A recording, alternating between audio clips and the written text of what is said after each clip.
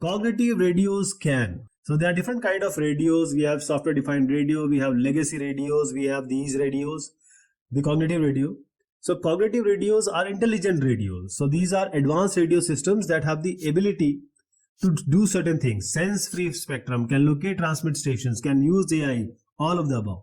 What is the correct answer? It's an intelligent radio. So the answer is correct. It's option number 4. So this cognitive radio or CRs, these are those advanced radio systems that have the ability to automatically adjust their transmission and reception parameters in order to optimize the spectrum usage. So you can call these cognitive radios are as intelligent, as smart, as on the fly changing capability cognitive radios. So if the radio can change or can modify its own parameter in order to optimize the spectrum usage, it's cognitive radio.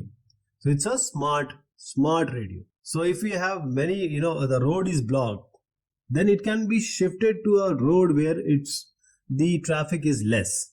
So that can only be done when the radio is cognitive, self-understanding. So the dynamic spectrum access can be done by cognitive radios. Spectrum sensing is also a possibility. It's what CRs are doing. The adaptive transmission is possible. The interference avoidance is being done by the cognitive radios. Learning and decision making is one of the operation. The cooperative communication can be done. Enhancing the network performance is also a possibility. And support for multiple standards is one of the tasks. Also, the different standards and the regulatory changes are coming up. So much support for this multiple standard along with the real-time adaptation to regulatory changes depending upon the government, depending upon the country. So these all can be done by the cognitive radios.